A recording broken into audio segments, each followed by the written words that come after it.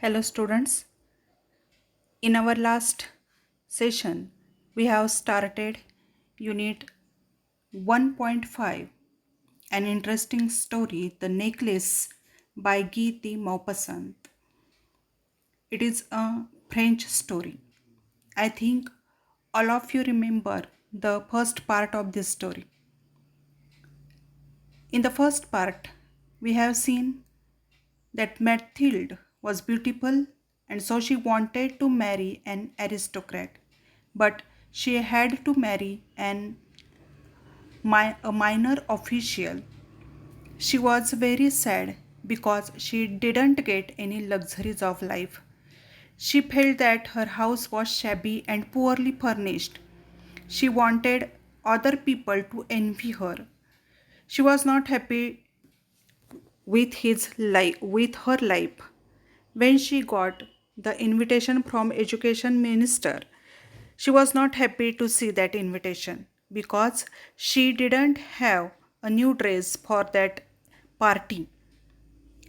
She bought new dress for that party. She also borrowed a diamond necklace from her friend and wore it to the party.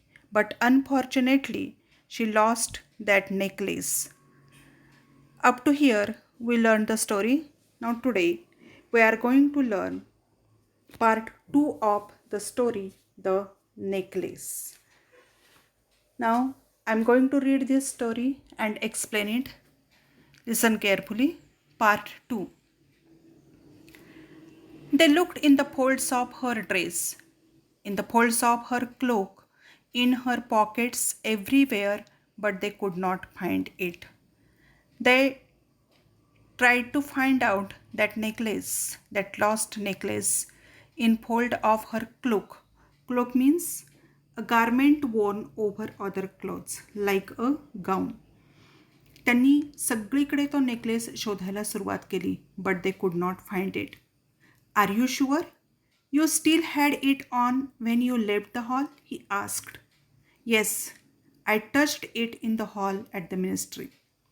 But if you had lost it in the street, we would have heard it fall. It must be in the cab. Yes, that's probably it.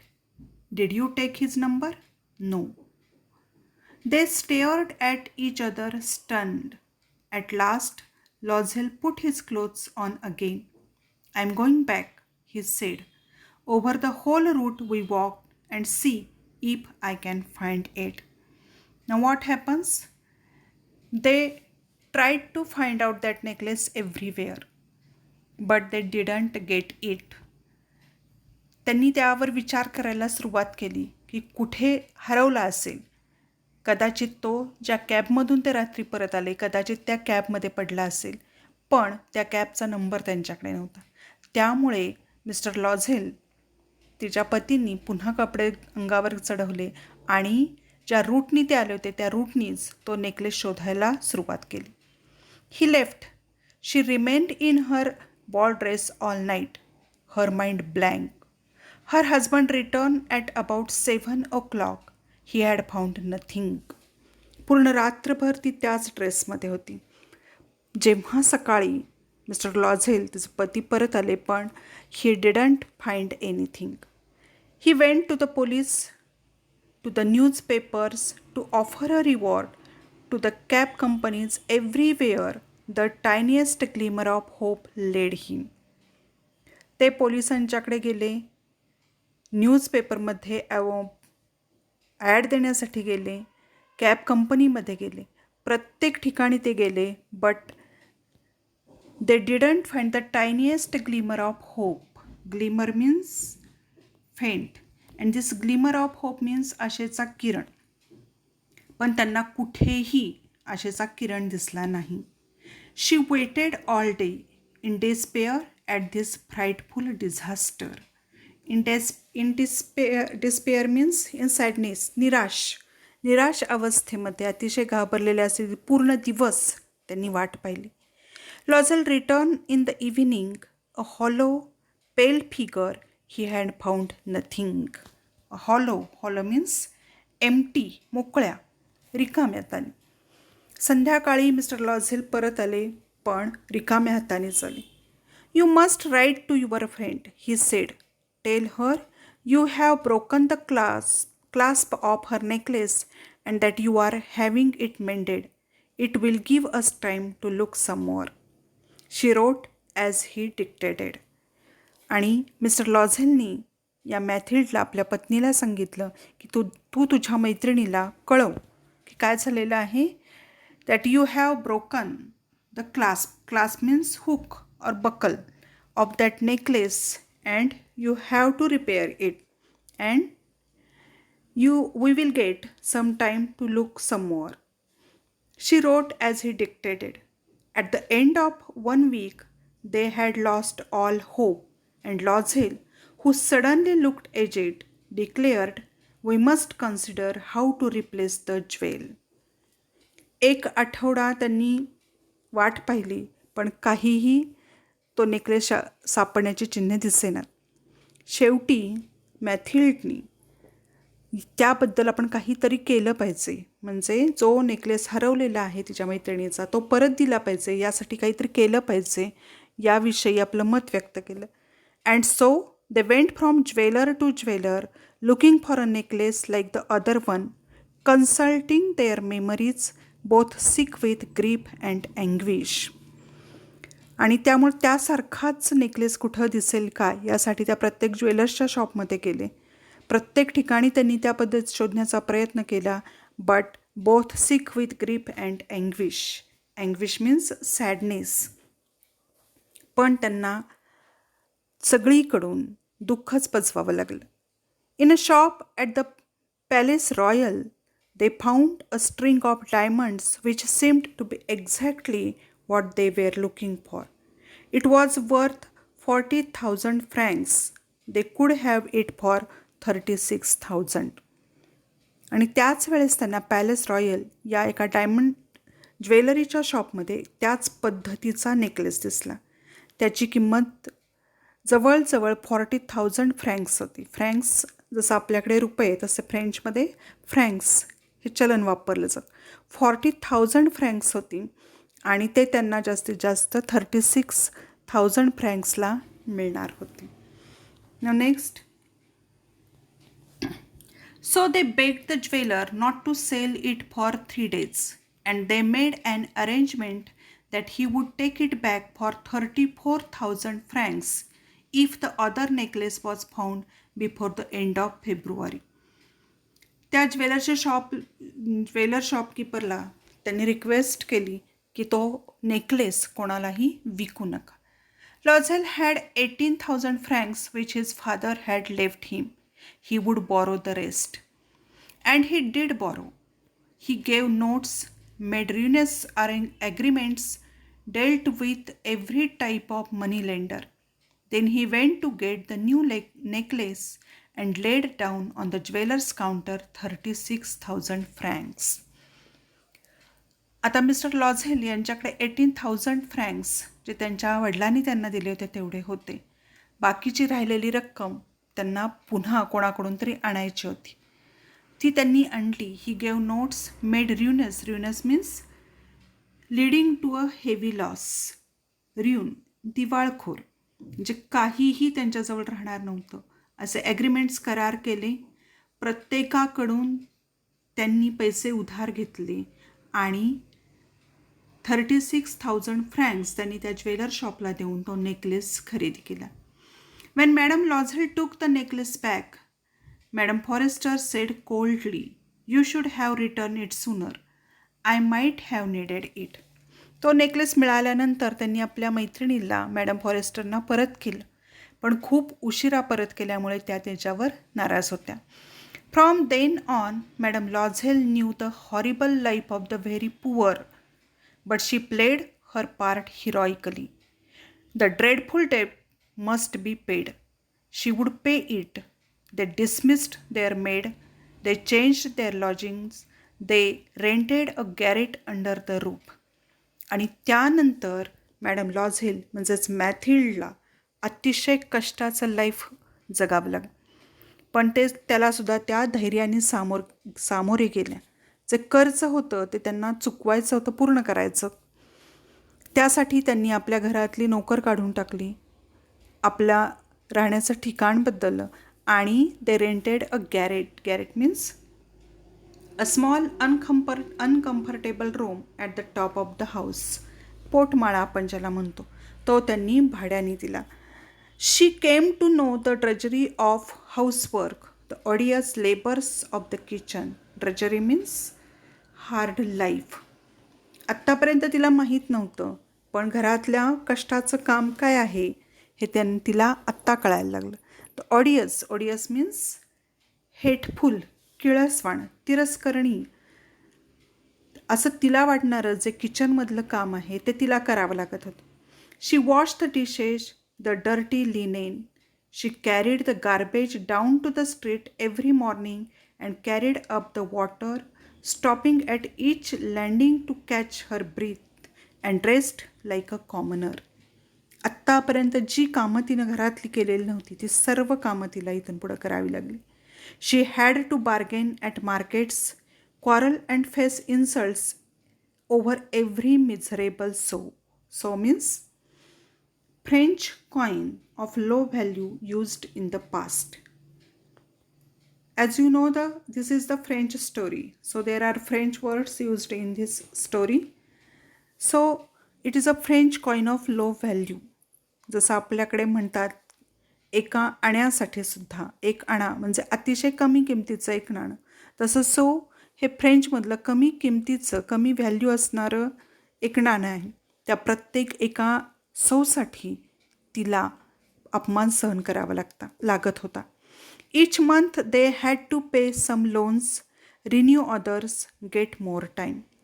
Her husband worked extra every evening doing accounts for a tradesman and often late into the night he sat copying a manuscript at 5 sous a page.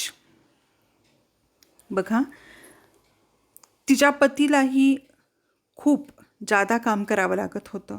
संध्याकाळी सुद्धा त्यांना काम करावं लागत होतं. प्रत्येक ठिकाणी जाऊन ते अकाउंट्स लिहिण्याचं काम करत होते किंवा कॉपिंग अ मॅन्युस्क्रिप्ट. मॅन्युस्क्रिप्ट्स मीन हँड रिटन डॉक्युमेंट, हस्तलिखित म्हणतो, ते लिहिण्याचं काम एक 5 सौज, एका पानाला एक 5 सौज या पद्धतीनं ते हे कामसुद्धा ते संध्याकाळी करत होते. And this life lasted 10 years. At the end of 10 years they had paid of everything even the interest. आणि हे नेकलेसचे पैसे, त्याच्यासाठी घेतलेलं कर्ज पूर्ण करण्यासाठी त्यांना 10 वर्ष लागली आणि 10 वर्षानंतर व्याजासहित हे सगळे पैसे त्यांनी फेडले. Madam Loisel looked old now. Often she brooded over the past. Brooded means thought sadly. या 10 वर्षामध्ये मॅथिल्ड खूप थकलेली दिसू लागली होती आणि बऱ्याच वेळा या मागच्या घडलेल्या घटनांवर त्या दुःखीपणानं ती विचार करत होती. What would have happened if she had not lost that necklace? How strange life is, how fickle, how little is needed for one to be ruined or saved. ती या गोष्टीवर विचार करत होती की जर हा नेकलेस आपल्याकडून हरवला नसता तर आपलं लाईफ कसं असतं. How strange life is, how fickle. Fickle means restless. आत्ताचं लाईफ तिचं कसं होतं, अतिशय अस्थिर होतं. पण जर हा नेकलेस हरवला नसता तर कदाचित तिचं लाईफ वेगळं असतं. How little is needed for one to be ruined or saved. किती थोडा कालावधी एखाद्याला आपल्या आयुष्यामधून बाहेर पडणं, त्यातून बाहेर पडण्यासाठी लागणार असतं. Next. One Sunday, as she was walking in the Champs-Élysées, suddenly she saw Madame Forrester, still young, still beautiful, still charming. Madame Loisel felt emotional. Should she speak to her? Yes, of course. And now that she had paid, she would tell her all. Why not? आणि एका रविवारी ज्या madam forester तिच्या मैत्रिणीकडून तिने जे necklace घेतलेला होता त्या तिला भेटल्या. अजूनही त्या तशाच यंग ब्युटिफुल दिसणाऱ्या होत्या, पण मॅथिल्डमध्ये बदल झाला होता. तिच्याशी आपल्या या मैत्रिणीशी बोलू का नको हा प्रश्न तिला पडला होता. पण आता तिच्या मनात विचार आला की का नाही, आपण तो नेकलेस तिला परत दिलेला आहे आणि जे घडलेलं आहे ते आता सांगायला काही हरकत नाही. She went up to her. Good morning Jeanne. The other, astonished to be addressed so familiarly by this common woman, did not recognise her. She stammered. Familiarly means showing closeness. पण या मॅडम फॉरेस्टरनी त्यांना ओळखलं नाही. आपल्या जवळचं कोणीतरी असल्याशिवाय एवढ्या नावाने हाक मारणार नाही हे त्यांच्या लक्षात आलं. But she stammered. पण त्यांनी अडखळत विचारलं, but madam, I don't know. You must have made a mistake. No, I am Mathilde Loisel. त्यांनी मॅथिल्डला ओळखलं नाही. त्यामुळं ते म्हणालेत की कदाचित तुम्ही मला ओळखलं नाही. But she told that she was Mathilde Loisel. Her friend uttered a cry. Oh, my poor Mathilde, how you have changed. तिच्यात एवढा बदल झालेला बघून त्यांनाही आश्चर्य वाटलं.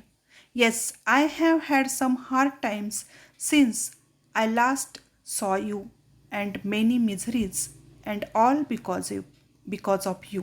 मी? How can that be. त्या मॅथिल्डने सांगितलं की हे सगळं माझ्यात हा खूप बदल झाला, खूप दुःखांना मला सामोरे जावं लागलं. कशामुळे? तर ओन्ली बिकॉज ऑफ यू, तुमच्यामुळे. पण ह्या मॅडम फॉरेस्टरना ते कळालं नाही. You remember that diamond necklace that you lent me to wear to the ministry party. Yes. Well, I lost it. What do you mean you brought it back. काय जे घडलं ते मॅथिल्डने त्यांना सांगायला सुरुवात केली की तुमच्यामुळे हे कसं घडलं. तर तुमच्याकडून जो मी डायमंड नेकलेस घेतला होता तो माझ्याकडून हरवला. या गोष्टी मॅडम फॉरेस्टरना माहीत नव्हत्या. त्यामुळे त्या म्हणाल्या, पण तू तर मला परत दिलायस. I brought you back another exactly like it and it was taken as 10 years to pay for it. It wasn't easy for us. We had very little, but at last it is over and I am very glad. तो परत मी दिला, पण त्याच पद्धतीचा जसा तुमचा होता तसाच मी तो खरेदी केला आणि त्या खरेदी करण्यासाठी जे पैसे लागले ते फेडण्यासाठी मला 10 वर्ष लागले. आमच्यासाठी हा फार कठीण काळ होता, पण आता सगळं संपलेलं आहे. आता मी आनंदित आहे. Madam Forestier was stunned. Astonished, stunned, these are similar word. Surprised. Madam फॉरेस्टरनं खूप आश्चर्य वाटलं. You say that you bought a diamond necklace to replace mine. Madam फॉरेस्टरने त्यांना विचारलं की तू माझा नेकलेस मला परत देण्यासाठी डायमंडचा नेकलेस खरेदी केलास. Yes. You didn't notice then they were very similar. मॅथिल्डला याचं आश्चर्य वाटलं, कारण हे त्यांच्या लक्षात आलं नाही, कारण ते दोन्हीही सारखेच होते. And she smiled with proud and innocent pleasure. मॅथिल्डला याचा आनंद झाला होता आणि अभिमानही वाटत होता की जसा त्यांचा नेकलेस होता सेम तसा नेकलेस त्यांनी परत दिला. Madam Forestier, deeply moved, took both her hands. Oh my poor Mathilde, mine was an imitation. It was worth 500 francs at most. पण madam Forestier, she became emotional. भावनिक झाल्या. त्यांनी मॅथिल्डचे दोन्ही हात आपल्या हातात घेतले आणि मॅथिल्डला सांगितलं, mine was an imitation. Imitation means fake. माझा जो नेकलेसचा, जो त्याला डायमंड नेकलेस समजत होते मॅथिल्ड, तो माझा नेकलेस काय होता? खोटा होता. That was not diamond necklace and it was worth 500 francs at most. आणि त्याची किंमत फक्त 500 francs होती. What happens with Mathilde? Do you imagine? या 500 francsच्या नेकलेससाठी त्यांना 40,000 francs मोजावे लागले होते. आणि जेव्हा मॅथिल्डला हे कळलं असेल की तो नेकलेस खोटा होता, त्यावेळेस तिची अवस्था काय झाली असेल आपण ही कल्पना करू शकतो. Now here ends the story. This is adapted from The Necklace by Geeti Maupassant. Now this story is French story. We have seen both the parts 1 and 2. In our next session, we will solve the activities given in workshop. So, read the story again and try to solve some activities which are given in workshop. Okay, thank you.